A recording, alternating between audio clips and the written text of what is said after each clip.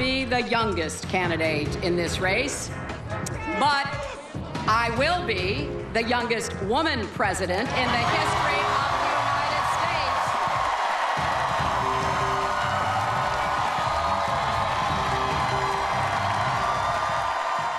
Welcome back to Harbor. Well, Hillary Clinton could make history if she makes it to the White House, but she has to get past a Republican opponent before she makes it back to 1600 Pennsylvania Avenue. A new round of swing state polls from Quinnipiac University show several potential GOP rivals could give her a run for her money. In Florida, Hillary leads Senator Marco Rubio by 3 and former Governor Jeb Bush by 4. But in the battleground state of Ohio, Hillary trails that state's Governor John Kasich by 7. She ties Kentucky Senator Rand Paul and leads Jeb by a point. And in my home state of Pennsylvania, a must-win for any Democrat, Hillary trails both Rand Paul and Marco Rubio by a point and leads New Jersey Governor Chris Christie by 2 still.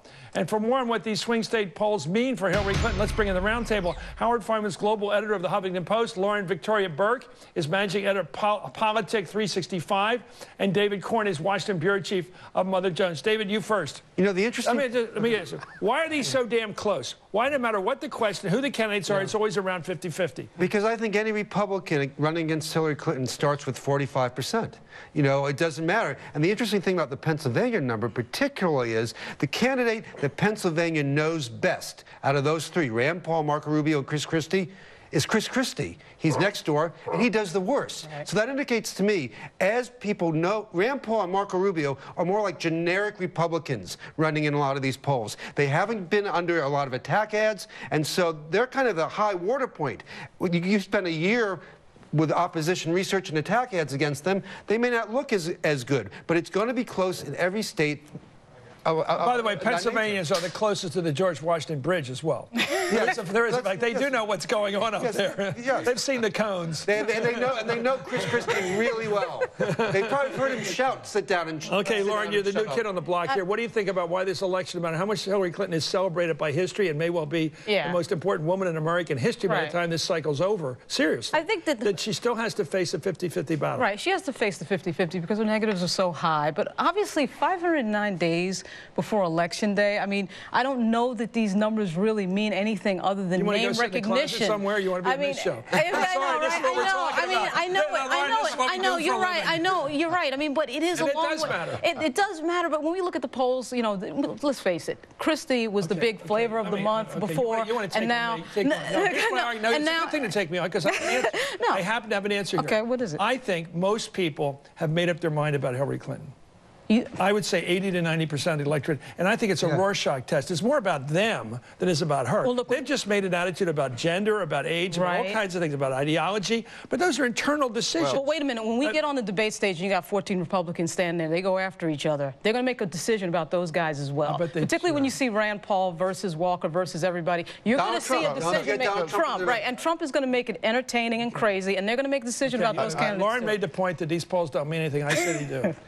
Well, I think what they show is that the geology, the landscape, is we basically have a country divided pretty much right down the middle. It's almost like a parliamentary system where you've got the brand name for the Republicans and the brand name for the Democrats, and everybody's stuck. Now, in Hillary's case, you're right that she's 90% of the people have decided. That's one reason why John Podesta told me the other week and that they have to focus on young millennials, not even the older millennials, the younger millennials who don't know and haven't made up their mind. They haven't lived with the Clintons for the last 20 years. They don't know anything. They don't have that baggage. They don't know anything about the Clintons, and also the appeal to as making history with a woman as president. But see, is that important to younger people? Is that important to younger women as it is to older women?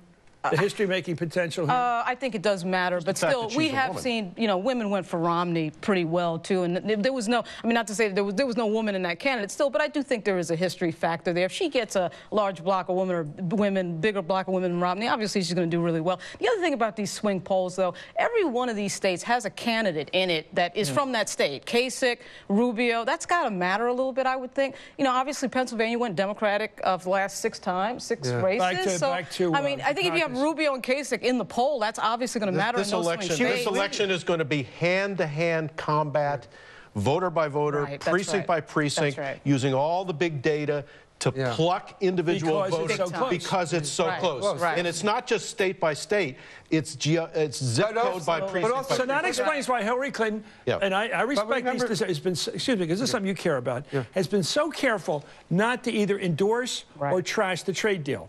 She's somewhere out there because she doesn't want to alienate labor, which she needs, and she needs the teachers, she needs the federal workers, state workers, and she needs the manufacturing workers, and she needs labor. But yet she's obviously not happy with opposing a trade bill, which she was for. But with Bernie Sanders, she can't afford to lose any big block of voter at this point in time. I think by the time the election comes around, the trade deal will be pretty far in the past, and there'll be 4 or 5 other things between now and then that will determine how people vote. But remember, you know, with Marco Rubio and Rand Paul, a lot of these other guys, and Carly Fiorina, we haven't seen them really perform on the national stage. There's a lot more potential for them to go south as a candidate than there is for Hillary Clinton. She can make her mistakes. So you make my point. The Chancellor and Eagleton situation where something really was kept secret from us, like his mental history, emotional history. And so, it's very hard to imagine something secret about Hillary Clinton.